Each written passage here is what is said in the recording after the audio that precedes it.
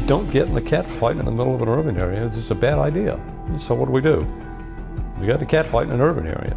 Anybody that looked at that terrain model and heard that briefing was scared.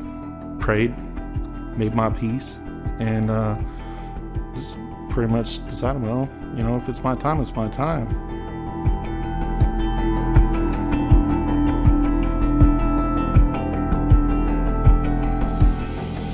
Instantly, you're just, you know, wide-eyed, like, what's gonna happen? We were fighting an enemy that had turned houses into Japanese pillboxes, right, with machine guns. They see me. I know they see me. Boom, boom, boom, boom, boom, boom, boom. I'm talking, they on me. The chaos has begun.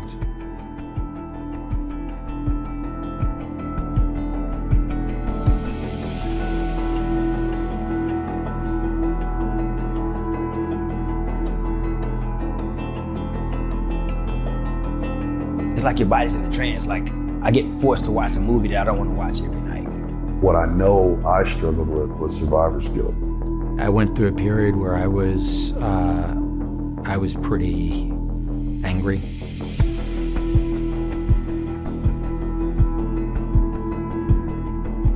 It's the worst thing I could have ever imagined, and I saw my Marines and my corpsmen do incredible, incredible things.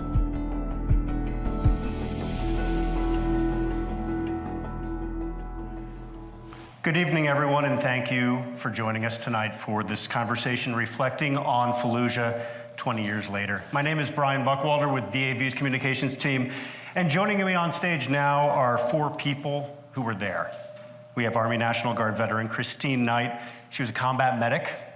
Marine veterans Jonathan Knaut, a combat photographer, and Aubrey McDade, a machine gunner and a Navy Cross recipient, and Lucian Reed, a freelance photographer who embedded with the Marines. Over the next 45 minutes, they're going to share with us some of their experiences from Fallujah and candidly talk about the 2 decades since. Just as a reminder, parts of this conversation may be triggering for some, so we do have counselors on hand at the back from the Phoenix Vet Center should you need to visit them at the back of the room at any time during this event. First, thank you all for being here.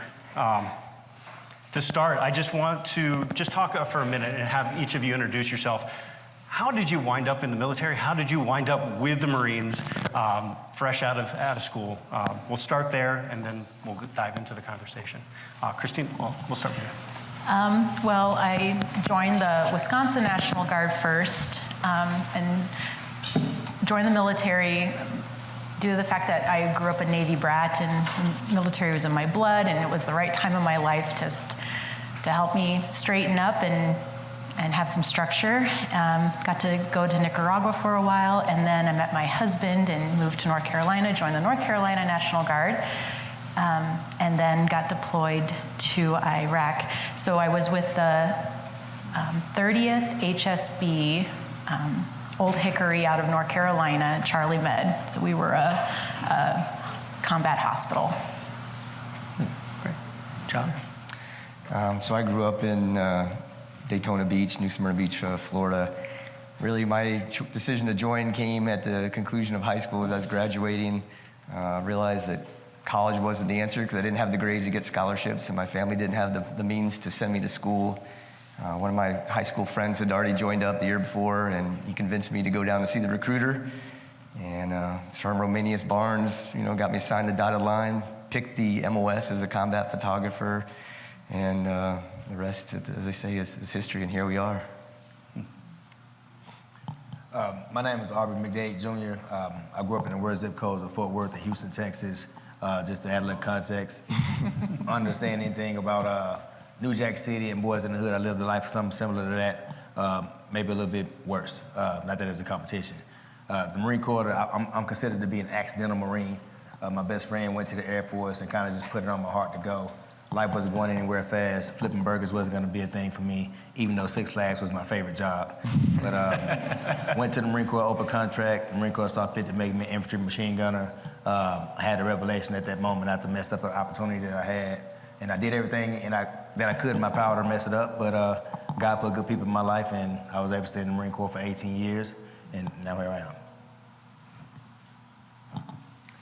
I graduated from journalism school just after September 11th. I intended to try to find some way to get to Afghanistan and then to Iraq. It took me until 2004. I had a chance encounter with another journalist who was going over, sort of gave me the keys to the Marine Corps. I called them up, said I wanted to do a full deployment with a deploying unit. That unit turned out to be the 11th MU. Shipped out of San Diego with them. Was in the Battle of Najaf, which is the 20th anniversary actually for that battle is pretty much right now with those guys. And then ended up in Fallujah with 3-1, 1-4, and 3-1 are sister battalions. Two battalion commanders talked, and one recommended me to the other one, and they put me on a helicopter. And so I ended up with Kilo Company 3-1 for the battle.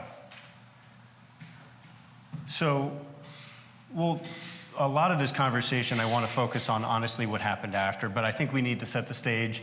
Just sort of what were some of your experiences there? You were with 3-1. We had a couple with 1-8, and you were with the HSB. Can you just talk a little bit about what units you were with, what they were like, and then what the objective was? Wants to take that? Look, you got the tenure. You take that. When you say what the objective was, what do you mean? Like, what was your, like, when you heard about Fallujah and you're going in, like, what was going through your mind? Like, what did you know about what was about to happen? Oh, okay. Oh, you put me on the spot to go first, bro? Oh, you had the longest tenure with the unit. I figure, you're 6 years with 1-8. You might as well kick it off. For me, so I had a unique career. Most of us that serve, that, especially when you get promoted to NCO, you're not in the same unit for that long. They move you around so you don't get comfortable. Well, for me, I was in Bravo Company 1-8 from April 22nd, 2000 until April 4th, 2006. Same platoon, same company, everything. So I was in my comfort zone when it comes to leaving Marines. When I heard about Fallujah and us going, I had heard about all the horrific things, especially Baghdad and Osama bin Laden and all that stuff. But just me being me, it was never one of those things that I gave much value to. I gave more value into, let's just put the work in so when the time comes, we ain't got to get ready if we're already ready, for me. I mean, for me, the unit that I was for was being sent to Iraq on an emergency basis because of Fallujah 1, right? So the battles that took place in the spring. So everything was kind of pointing that direction from even when I left. And, I showed up to the battalion a couple of weeks before the actual battle took place. And so I had time to kind of, see the before picture. And, everybody knew this is what's going to happen. It's just a question of time. Like, when is it going to happen? When is it going to happen? There's sort of probes and feints and things. But it was, it was like it was written on the wall. Yeah. And the guys that I was with, the battalion that I was with, had the Jolan district, was on the far western side of the city, on the far right. And if I'm correct, they were the main effort of the company I was with was the main effort of the main effort. So from my perspective, it was the right place to be. It just kind of chanced that way. I guess I think that they were happy to put me there because they had, they trusted me for better or worse to be in that position.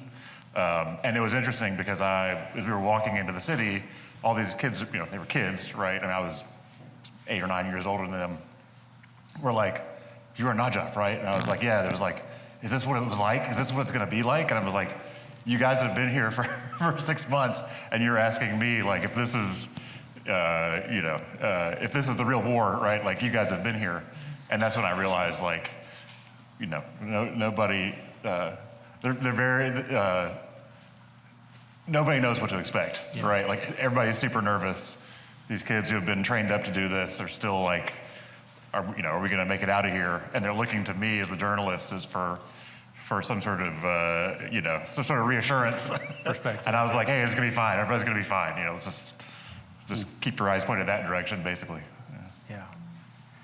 And for you, Christine, it was different because you were up in more of a remote part of Iraq when you found out you were coming down to Fallujah, right? Yeah, we were actually preparing to demob out of the country when they tasked our unit with 3 track ambulances to go down south to help in support of this. And so, we had a very, I wouldn't say quiet time, but it was definitely not in the heavy action for the majority of my deployment. But our leadership had taken a lot of the pressure off of us and put teams together and threw our names and our team names in a hat and picked out teams and go, all right, you guys are the 3 that we would like to send. Does anybody want to step back? Anybody not want to go? And we all looked at each other like, well, damn, somebody's got to go. If somebody says no, somebody else has to go. So all of us said, we'll go. And I was, yeah. What do you all remember from just prior? A lot of you have talked about, when we've talked beforehand, about the moments the night before. You're all dug in, you're all pre-staged, and you know this is about to happen. Essentially, the Marine Corps and the Army and everyone else that participated, this was a joint operation, and the U.S. government pretty much said, all bets are off, go. What was that moment? What were those moments like prior to going in? So I'd like to start. So the night before, when we were staged outside of the city, we knew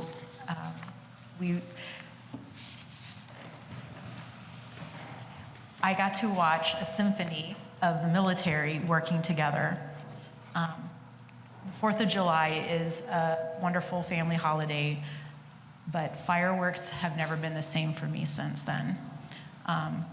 Sitting outside of the city at night, taking my nods off and on and looking at the C-130s up above, painting targets with whatever kind of technology lights they had, painting targets and then watching the jets come by and hit them.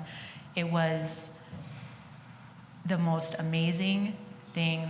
I still get goosebumps thinking about that. I got to be a part of that. I got to see that in action. How many of us actually get to see that in real life, not at Fort Irwin training, preparing and stuff, but it was amazing opportunity to witness that. I think, for me, it was totally different. I remember being buttoned up in the back of the AAVs. We're sitting there and you're in the back. You can't see, you can't really hear. I mean, the diesel engine's running, so you're kind of in this solitude. And that was like, almost like Rocky Horror Picture Show. That was the anticipation of going, like you're just waiting. You're sitting there and you're like waiting, like, what are we waiting for? What are we waiting for? When everything was quiet and kind of people were internalizing their thoughts and nobody was really talking and we're sitting there. And then we got the word to go and the tracks start rolling and everybody's kind of puckers up, right? The factor changes a little bit, everybody's tense. And then we hit the city wall and the ramp drops and all hell breaks loose. But you're running through this, through the breach in the wall into the city and it's just chaos. I mean, there's tracer rounds going everywhere. Now the explosions are going off. You can't see, you're just trying to find where's the buddy to the left and to the right of me. And it was such a dichotomy of feelings because it was this quiet, almost serene, peaceful feeling in the back of this tracks to just pure, all-out chaos when the ramp dropped and we were going through the wall in the city. Were you talking about the night before or like actually going into the city day of? I'll take either. But the night before, the night before, when you're checking on your Marines and you were like dug in. The night before, well, we didn't dig in. We stayed at ITC and then we pushed out the morning of. Okay. When daybreak, we just went to stage then. But the night before, I remember just telling everybody, just keep it the same. Don't give it any value. Don't try to dream about something you ain't never dreamed about or you haven't seen before. Just keep it the same. If you start thinking about it, just stare at the imagery. Learn the lay of the land, but don't think about what you're thinking about. Think about that. I try to keep everything the same. Yeah.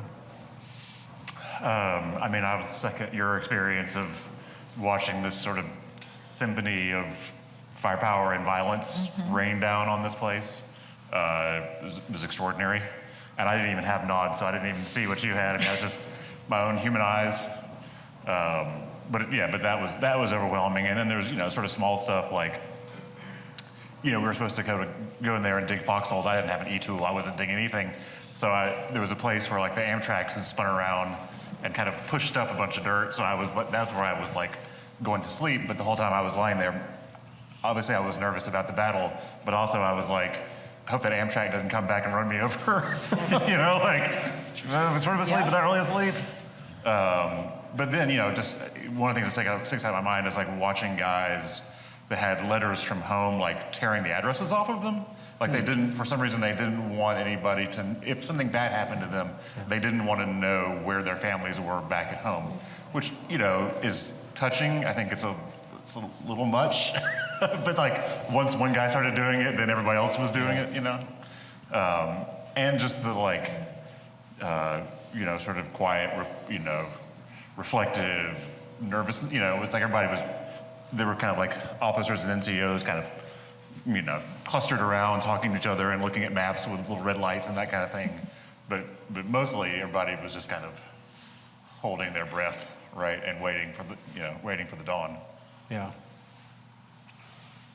You know, we could talk for hours about the experience, but I think what I'd like to know, I guess, at this point is what was the moment for each of you that sticks out perhaps the most from Fallujah?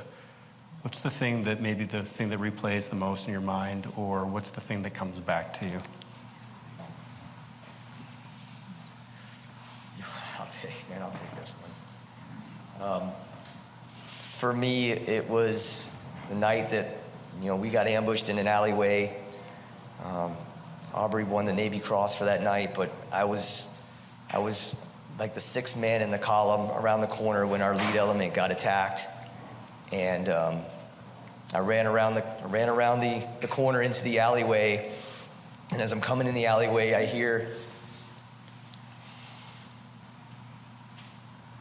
can hear Corporal Anderson at the end of the alleyway crying out for help.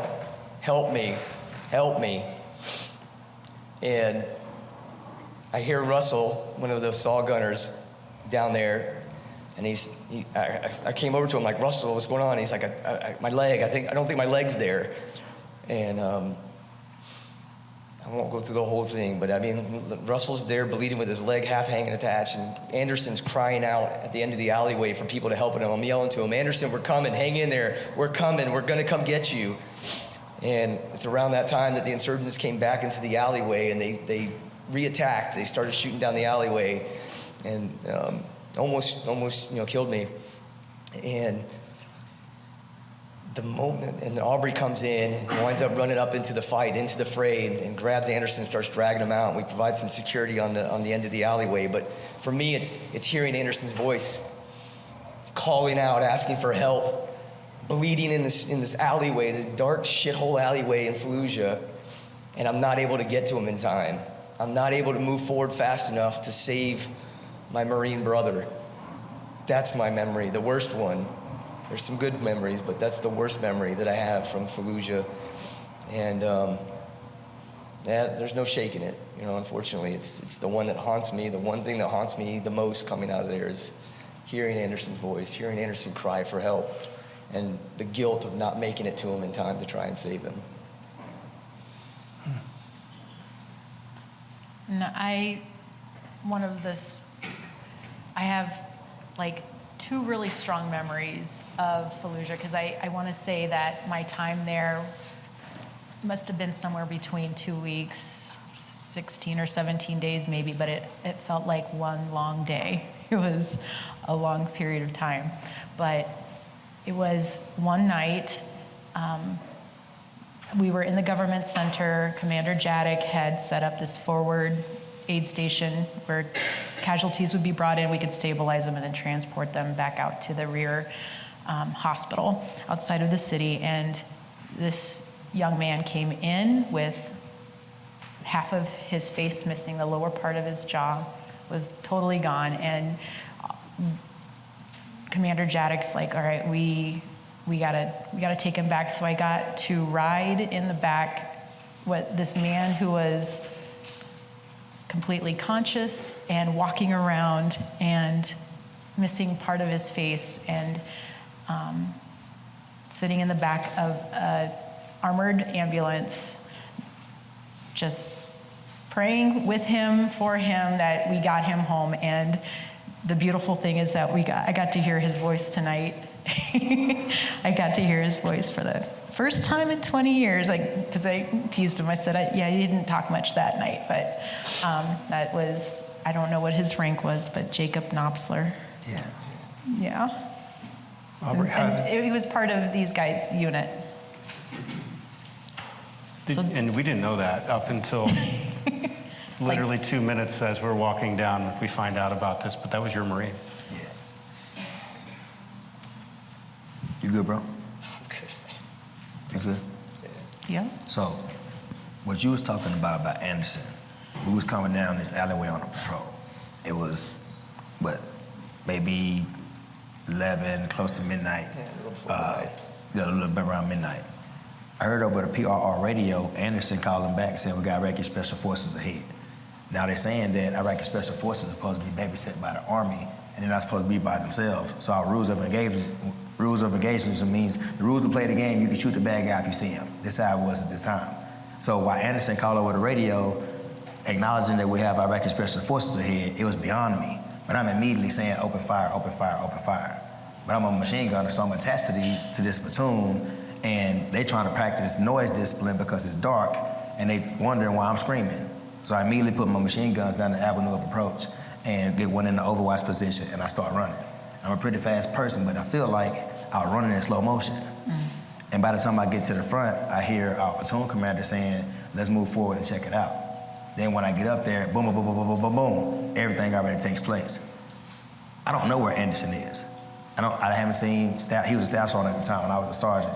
I haven't seen staff sergeant at the time. I go into the CCP, which is the casualty collection point, where they keeping all of the people who get hurt. And I tell my staff sergeant tells me, he's gunner sergeant at the time, he tells me, I think we got 3 people hurt. And I think Anderson is dead. I said, well, I go get them, just don't let me die. He said, well, we don't have tank support, we don't have any indirect assets for like 45 minutes. You can't get hit. I just had this thing that I did when I was nervous, so I pull all this gear off, and I dropped down, I did some push-ups. For the sake of the conversation, I'm gonna say 20 because it sounds badass, right? But if I was like 5 or 6, but I do these push-ups and I run across this alleyway. And the first Marine that I land on is Robert Kelly. He is the son of General John Kelly, who is the 5th Secretary of Homeland Security. He later became a lieutenant and passed away in Afghanistan serving our country. And he told me where everyone was. And so long short of it, I went through and did the best that I could to get these guys out of that alleyway. Knopsler happened after that fight. Okay. The same night. It was a long night for you guys. Yes, ma'am. The same night. After that night, we moved, and the hardest part about that fight, you said about the worst thing I remember, was the Marines crying after that. Like, that's still the part that haunts me. You know, it was that part was the hardest. And you got to swallow this lump, this big ass lump you got in your throat, and the tear that wants to commit suicide, but it's got pride and want to stay in. You got to fight that. We'll leave that. We go to our next objective the next night. And a lot of things that me and my brother we battle with is some of this stuff is a leadership issue.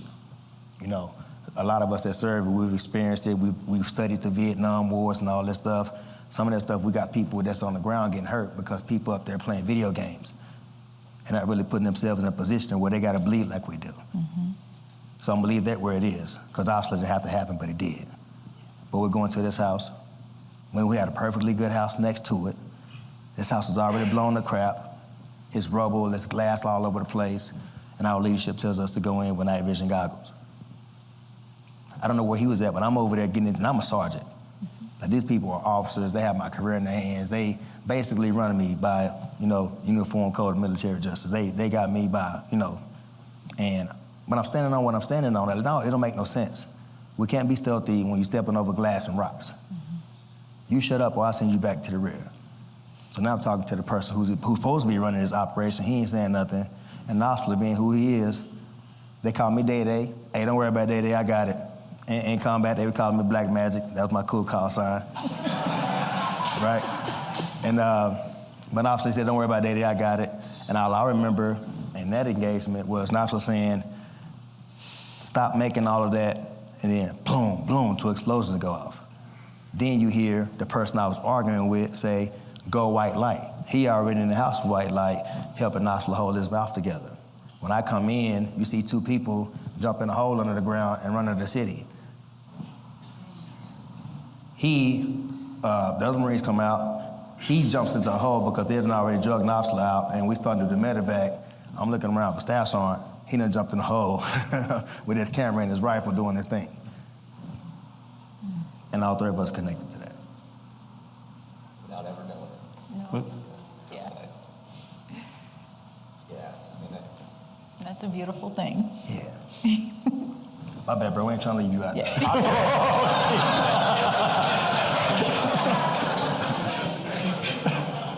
Y'all having a moment. I mean, for me, you know, there's a, what has become, at least my sense of it, this iconic engagement in Fallujah, partially iconic because I was in the middle of it taking pictures the whole time. And the place has been coming known as the Hell House. And, you know, sort of a few days into the battle, there was kind of a lull, and the guys I was with had gotten firm into the house, and they were kind of going around and clearing the area around the house. And it was like a super quiet morning, basically, after a lot of hard days. And just kind of going along, and, you know, I was kind of trailing along behind him, and I was actually sitting in the back of a Humvee, just because I actually had something that happened to my knee, and I was just taking it easy, and started to hear gunfire, started to hear pistol fire, actually, which was weird. And got out of the Humvee and, like, ran towards the fire, and a fire team from the platoon had gone into this house and just walked right into the middle of, like, 4 or 5 guys in the house, right? And exchanged fire. They'd killed 2 of them. One of the Marines had been wounded.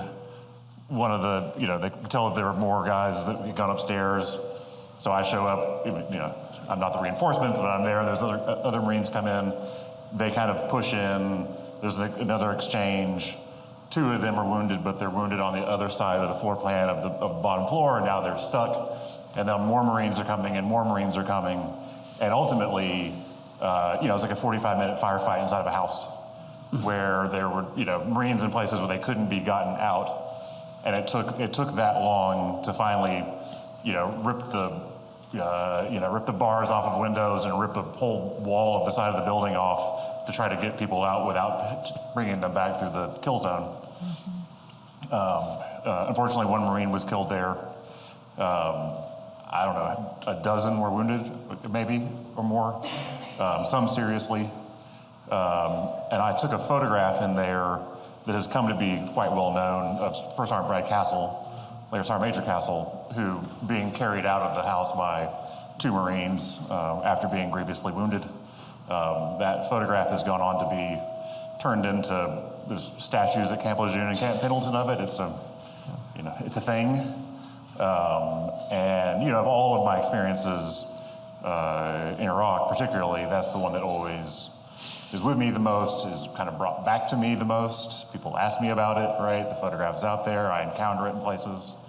And, you know, it's a real, there's a particular, as you can experience here, there's a particular kind of camaraderie and brotherhood from being in that experience. Like, it's not just that, like, you know, the Marines I was with, we were all in Fallujah. It's like, even within that subset, it's like, who was in that house, right? And that's the, you know, that's by far the most spectacular, harrowing, violent, terrifying, amazing experience that I had, you know, in 8 years of covering the wars. So yeah, I mean, that's the one that sticks with me the most, of course. All of you have had these experiences. There's a shared bond of Fallujah, but from there, you all kind of go to your separate ways. You stay. I mean, you wind up going on to cover. You stay in Iraq for a few years. You go on to Afghanistan for a few years. I mean, you pretty much lived in a war zone for a number of years. Back to Lejeune, back to the rear, back to North Carolina, back home. kind of go your separate ways, and you have to process this experience. I mean, each of you have had individual experiences, but I think I want to know what's been important to you in dealing and processing this experience, because obviously it's poignant in all of your lives. I might be going on. From talking with all of you, it's probably the pinnacle moment of your life. How have you handled it? How have you processed it? How have you dealt with it since? Well, for me, it's been space. I needed space when I got back. I needed time and God. And pretty much in that order.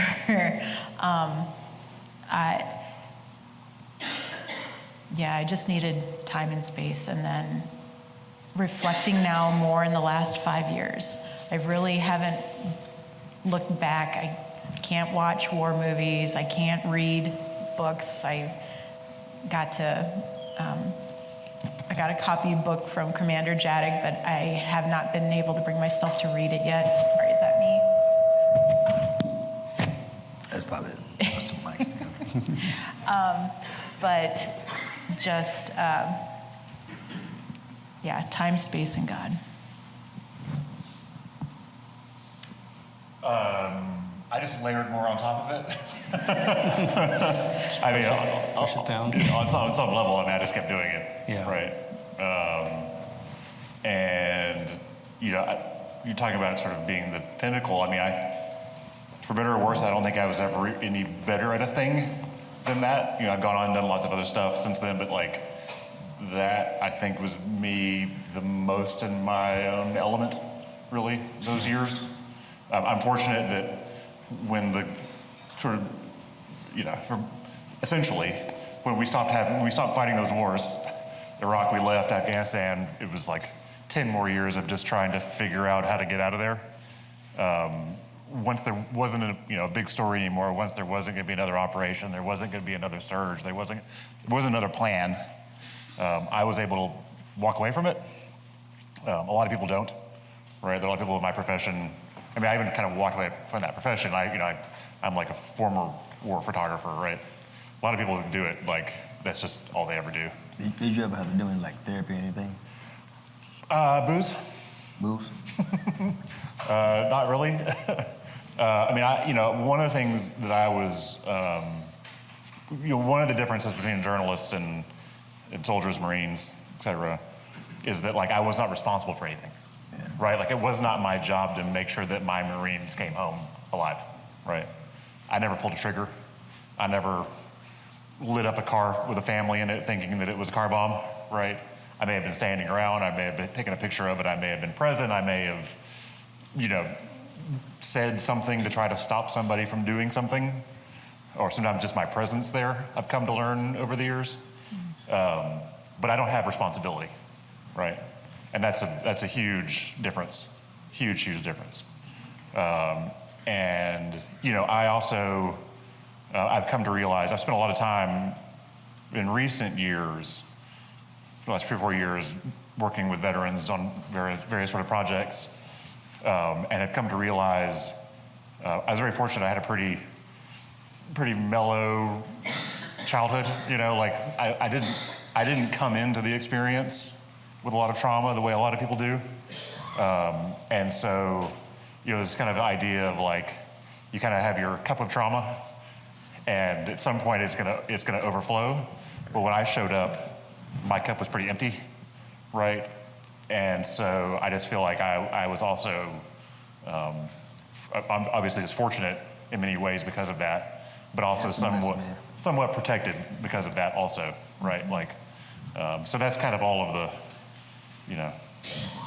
that's the kind of recipe or the pie chart for the years that followed. You good, bro? Yeah, I haven't seen him since we had blood on our canvas. I haven't seen him since we had blood on our uniform. 20 years. Love you. Yeah, man. For me, I think like any good sea service, Marine, I've been on ship, I compartmentalized. I locked the doors down, battened down the hatches, and shit just stayed there. And it stayed there dormant for 20 years. It's not until the last few years for me, last year or so, that, honestly, by the graces of DAV connections, that Dan Clare put me in touch with Aubrey. We started talking slightly. I got Brian, who I worked with in the Marine Corps, who kind of brought me in the fold that I started to let anything out of the cage. It's been 20 long years of internalizing things, living with a lot of anger, a lot of guilt.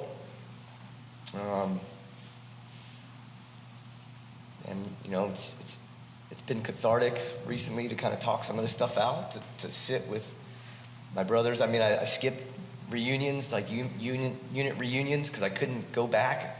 I have a lot of anger with as Aubrey alluded to, some of the leadership decisions and some of the leaders in the unit that we were serving with. I probably would have inflicted physical violence on them if I was in the same room with them. I was mad.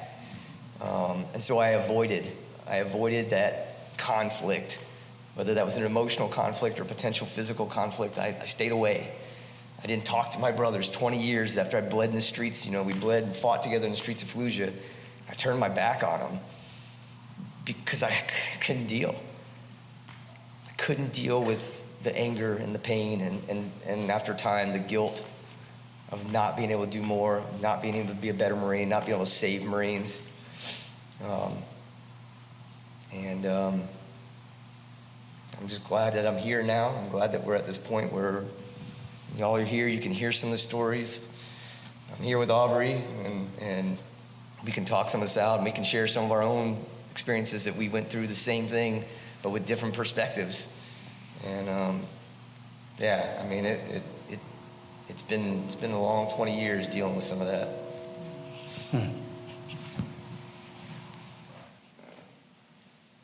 There really is no dealing with it. To be honest, there's no dealing with it. You go through the therapy and you do all of the medicines and all that stuff, and all that's a scam. You get to a point. For real, it's a scam. They just want you, yeah. So you get to a point where this medicine can get you to the point where I'm not gonna slap you in the face in front of everybody, but it doesn't get me to a point to where I can be happy because my kids are doing well, or I can be happy because my wife is successful in something. I'm just kind of in a somber to where I'm not clicking off safe on people, but I'm not living a good life, and if you don't want to hear about God, you can leave real fast because I'm about to get on what I'm on, right? Mm-hmm. But so my life, I didn't have that, in the drug houses and stuff. I don't know if I can say that, but they had the Bibles in there. So I was like, well, that's what they're doing. I'm not going to do that. And then my grandparents, when I met them, they already late 80s, early 90s. So I felt like that was something they did to get right with the Lord. So me, I'm just looking for good people. And then when I find the Marine Corps, I find a lot of good people. A lot of angry people just put in this environment that where we can be angry and be happy about it. Right? And I was loving life. And I still wasn't honoring God through that whole thing. And I found myself about to hurt myself, having the hardest time ever because I'm doing what we all do, thinking about the lack and thinking about what I don't have. I couldn't save Anderson, but it took me 12 years to thank God for protecting me from 10,000 bullets. Yep. A 50 caliber machine gun shoots 1,829 bullets, and I was getting shot at by 2 of them. And y'all see them hands some darkness? It was like 1 o'clock in the morning, so they seen me, boy, right? So they was on me. They was ready to get me, and God blessed me and Russell and Staff's on at the time to be able to come home from 10,000 bullets. So now, as of late, I'm able to reflect on, man, we can't do this without God. I mean, life was hard without him. Now I got him. It's like, it is what it is. Ain't no going back. So I'm gonna tell anybody who's dealing with PTSD, I'm telling you it's because you got pride. It's a choice. And I was choosing to be mad because of the bad calls that our leadership made. I was upset behind auspices. I'm talking about, I still want to fight about it. Mm-hmm. When we had that reunion, I had, my core values of life: love, invest, forgive, and example. I'm a life changer. I know that about myself. We all are. So when you embrace that, you got to find yourself being thankful. And I couldn't believe that until I read it. So once I read it, it's like, man, be thankful in all things. Well, you're right. I can't be pissed off and be thankful at the same time. So let me just choose being thankful. I'm going to roll with that one. Mm.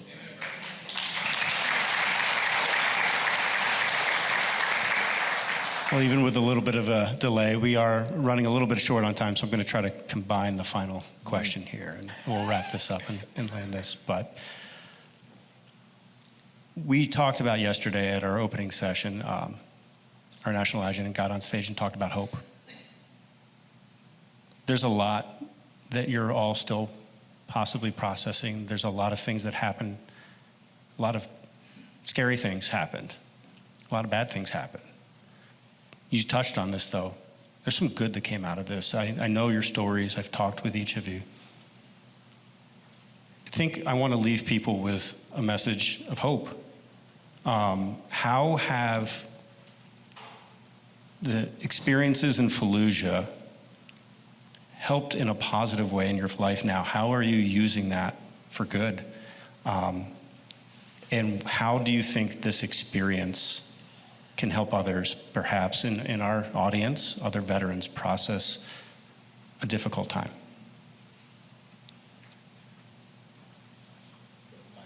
I know, I'm waiting for somebody to reach. Pass it down.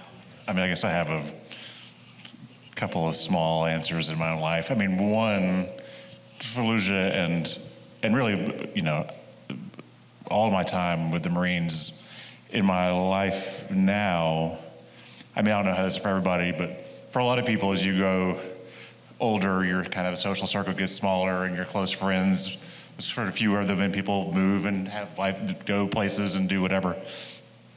And in the last few years, I have reconnected, reunions and other things with the guys that I was with over there. And it has been incredibly valuable for me and kind of relieving for me at times to reconnect with those people, right? Because it's like, with those guys, because it's like, it's one of those experiences where you meet up with somebody again and you haven't seen them in 10 years or 15 years or 20 years, and it's like, you're right back, right? Like, the connections that I have with them are still fresh and still present, and it's been very valuable for that to come back into my life. You know, I guess the other thing I would say is, as I kind of referenced earlier, I have been doing a lot of, after 10 years of not engaging with this part of my life, and actually there are people who have known me a long time who will find out that I was at a place like Fallujah or doing something like that, and they're like, you know, like people whose kids play like baseball with my kid, right? And somehow they'll stumble across something and they'll be like, you did that? Like, you're just the guy who's, you know, yelling at the ump like the rest of us, like, you know. So it's kind of it's surprising to a lot of people that even happened to me, and sometimes it's surprising to me, right? But the other thing, you know, I have, in recent years, like I said, I've been sort of re-engaging with sort of veteran storytelling, and generally not with people that I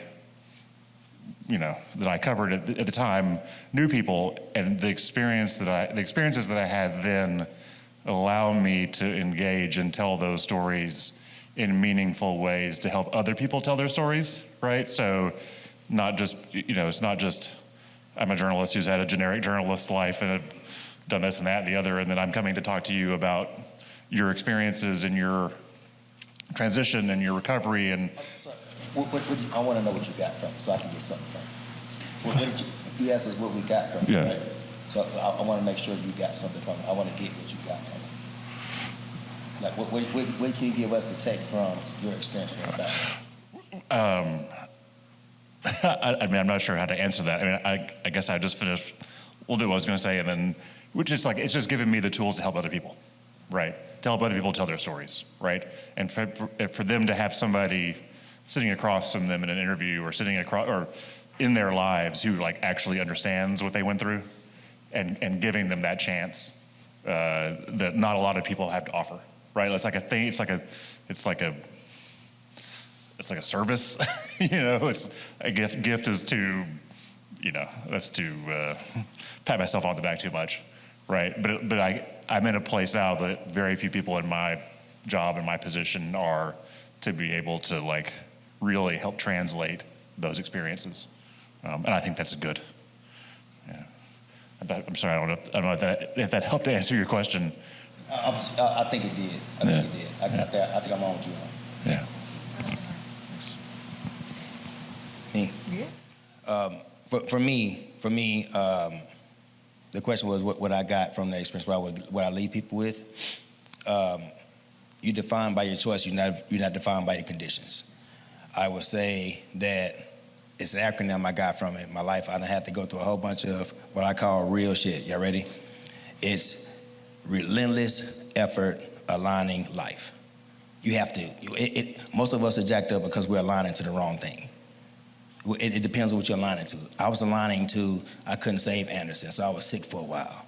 I was aligning to I didn't do enough to stop Nosler from getting his face blown off, so I was holding on to that. I was aligning myself to where I didn't do enough to stop Demetrius from getting hit in that house, like I had control of something when God was in control the whole time.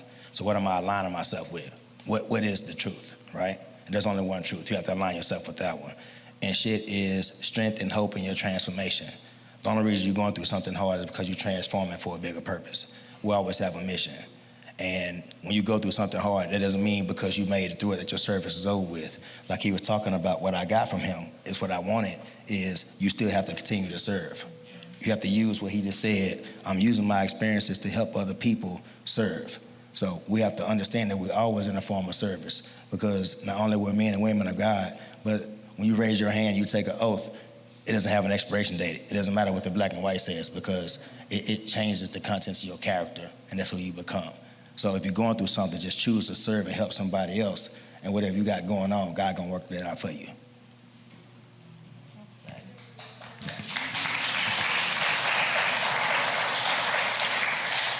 And so my takeaway from all of this is we're given one moment.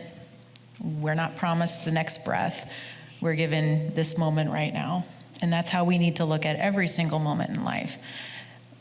You know, to look in the past, it's okay to reflect, but we can't live there. That's allowing ourselves to become the bigger picture. And we can't necessarily put ourselves in the future because we're not guaranteed a future, but to put ourselves right here in the present. And then this experience has also helped me as a nurse. I'm a nurse now. When I take care of patients who are veterans, I have been given the gift of being able to relate with them, and I want to hear their story. And I think that's a big thing. If the world would just stop and ask, tell me your story. Tell me your story. And however little the veteran wants to open up and share that story, whether it's verbal diarrhea or just giving you a small glimpse of what they went through, it's allowing them a chance to heal. You know, chicks dig scars. Our war wounds, whether they're physical or emotional, it is still scar tissue. And we will carry that with us always. But there is healing to be done through that. And I think that is my takeaway, is asking people about their story and remembering that we have this moment now.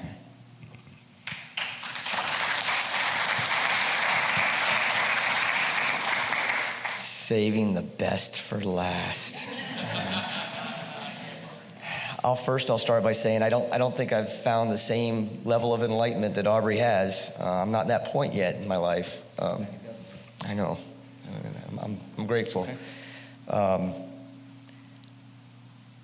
The things that I take away from there, number one, is God is real, and He has a plan. We don't understand that plan, and we have choices in life, but the choices are the choice of the path that He's already set for us, whether we know it or not.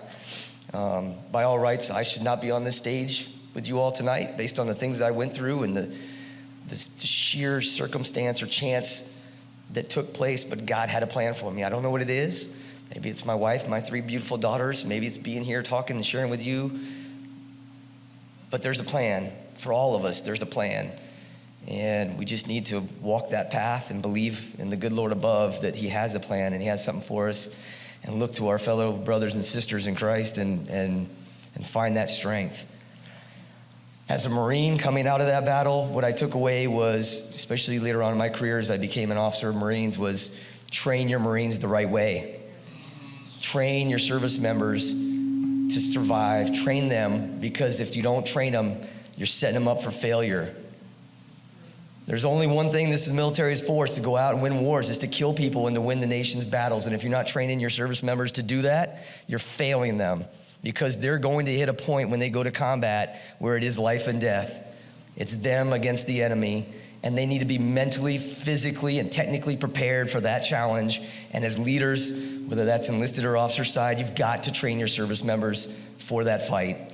And we owe it to them, and we owe it to their families, so that they're as best prepared as they can for what they're gonna face. They're still not all gonna come home, but we have to set them up for success. Thank you.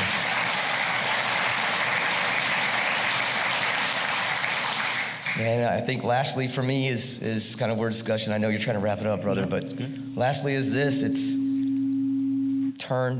don't turn your back on your brothers and sisters. Seek them out, find them. It's great that y'all are all here. I mean, look at y'all in the room, left and right. You know, I mean, all these different chapters, all, you know, veterans coming together. But don't let this be a once-a-year thing, you know. And I'm not the best example, because I already told you I'm screwing that up. All right, but seek out each other, find strength in each other. You know, because we've all suffered in some way through our service, you know, whether that was combat or just the years that we put into service, right? We all go through hardships, but only your brothers and sisters have been through that with you, understand those hardships. Honestly, they're the only ones that can help you heal, because they're the only ones who have been there. Your family is great, and they give you lots of love, but they haven't walked those miles, you know, they haven't been in those positions. It's your brothers and your sisters that are your strength to get you through those hard times, especially those hard times related to those service traumas. So use them, lean on them.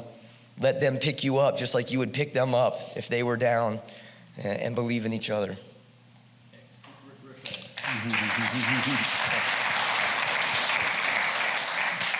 I had a revelation real fast while my brother was talking. And I want to apologize to you, bro, because I feel like I was rude. And I'm just not, but I feel like I was, though. That's not who I am. That's fine. But the revelation is you're a reporter, right? Yeah, basically. Well, when we was in Iraq, he did all that shit for me, so I hated y'all in Iraq. And it was a trigger for me, so I felt like I was being rude. And he did all that for me. I just thought about it. I was like, man, Stasso, man, get them motherfuckers off me, bro. And he did that for me, so I apologize to you, man, for real. You're good. All right. Well, can we just all thank these four for traveling out here to be with us tonight?